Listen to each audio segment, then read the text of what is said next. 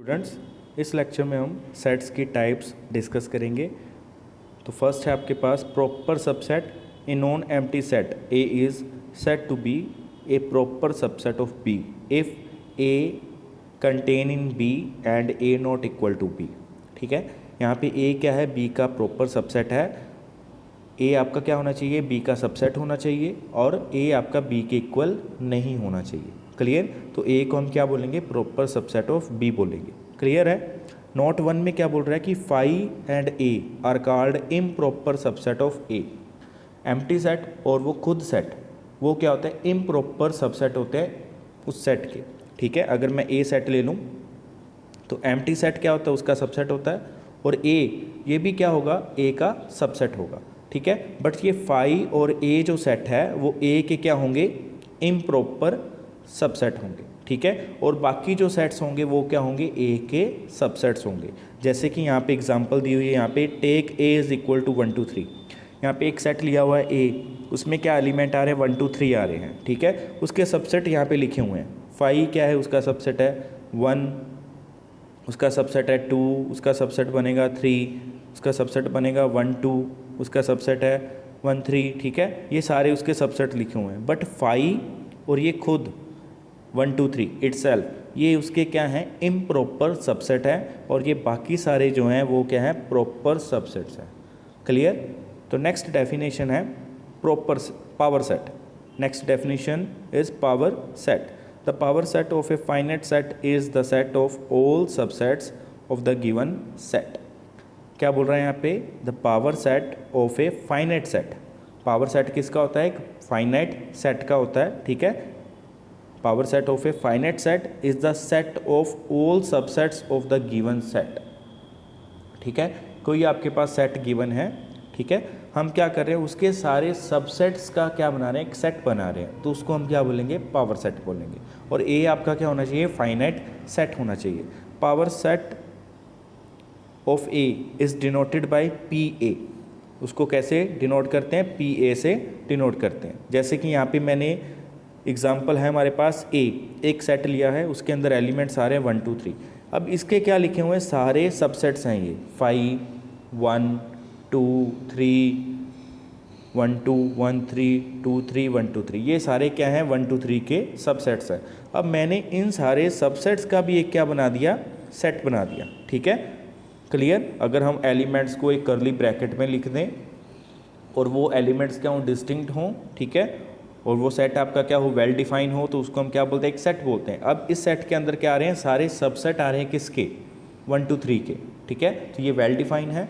Clear. अगर हमें कोई भी सेट दे दे तो हम उसको देख के बता सकते हैं कि ये 1 2 3 का सबसेट है या नहीं है, तो ये वेल डिफाइन हो गया।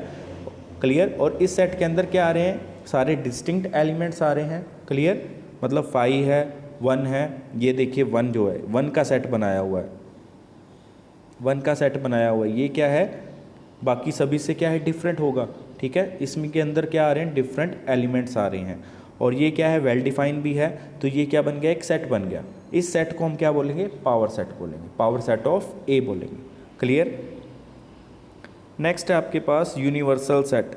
If all the sets under consideration are subset of a fixed set U, then U is called a universal set. अगर आपको क्या गिवन, कुछ सेट्स गिवन है, वो क्या है, एक फिक्स्ड सेट के क्या आ रहे हैं, सबसेट आ रहे हैं, तो उस सेट को हम क्या बोलेंगे, यूनिवर्सल सेट बोलेंगे। जैसे कि यहाँ पे 5 1 2 3 1 2 3 1 2 1 3 2 3 1 2 3, ये सारे क्या हैं, सबसेट है किसके, 1 2 3 के।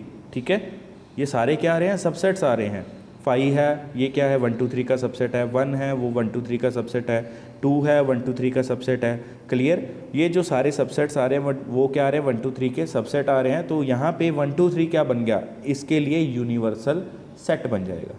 क्लियर। उसको हम क्या नाम देंगे, यू से नोटेशन देंगे उसको। क्लियर। नेक्स्ट है comparable and non comparable sets.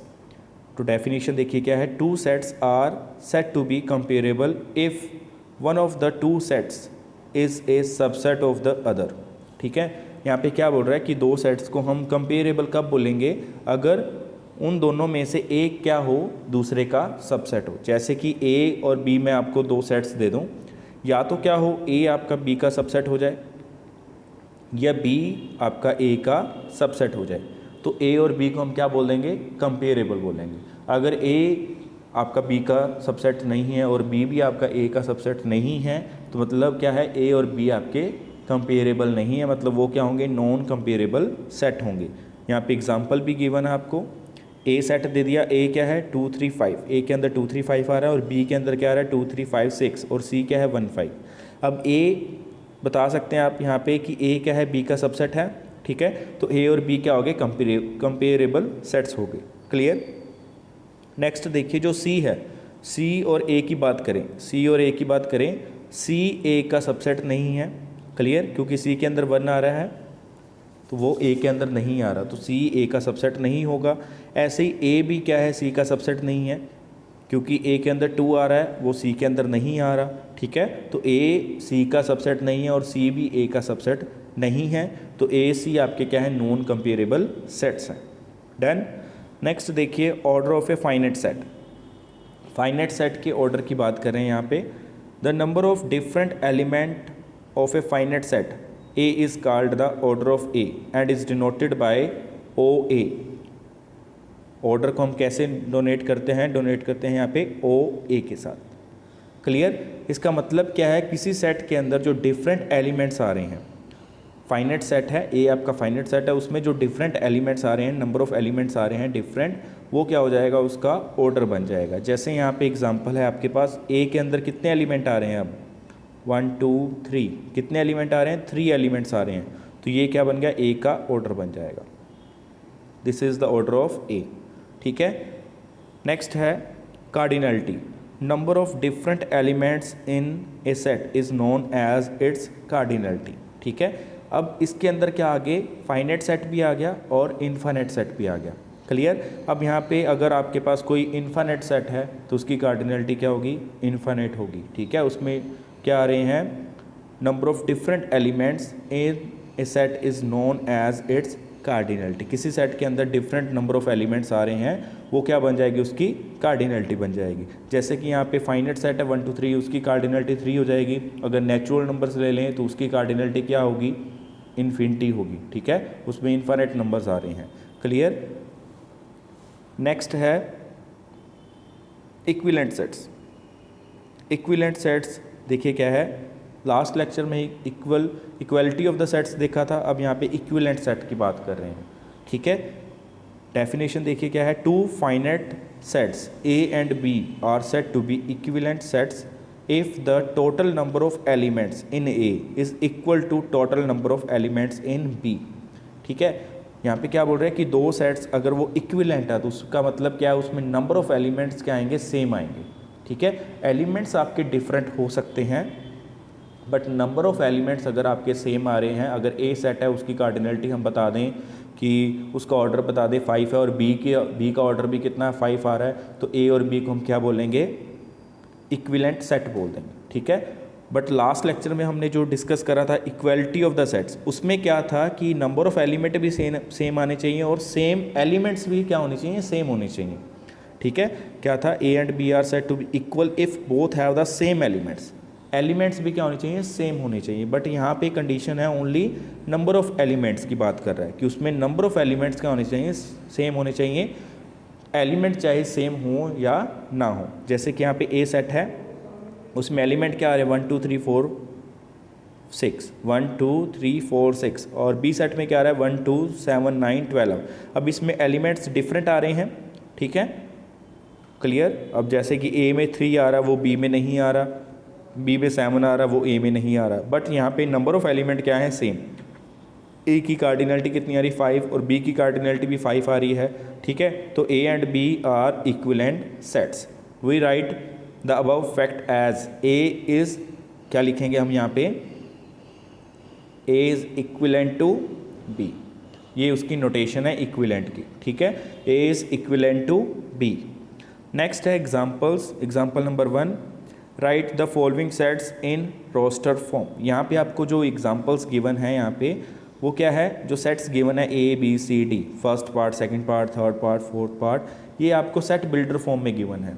अब सेट बिल्डर फॉर्म को आपने कन्वर्ट करना है रोस्टर फॉर्म में, ठीक है। अब ए सेट क्या है, ए के अंदर क्या आ रहा है, सेट है एक्स आ रहे हैं, वो एक्स है क्या, नेचुरल नंबर है, और साथ में कंडीशन क्या है, X square is equal to 25। क्लियर, एक्स आपका नेचुरल नंबर होना चाहिए। नेचुरल नंबर कहाँ से स्टार्ट होते हैं, 1 2 3 4 5 6 सो ऑन, ठीक है। अब एक्स स्क्वायर 25, सबसे पहले हम क्या करेंगे, X square is equal to 25 के सोल्यूशन निकाल लेते हैं। इसका सोल्यूशंस क्या होते हैं, एक्स की वैल्यू क्या आएंगी, +-5, ठीक है।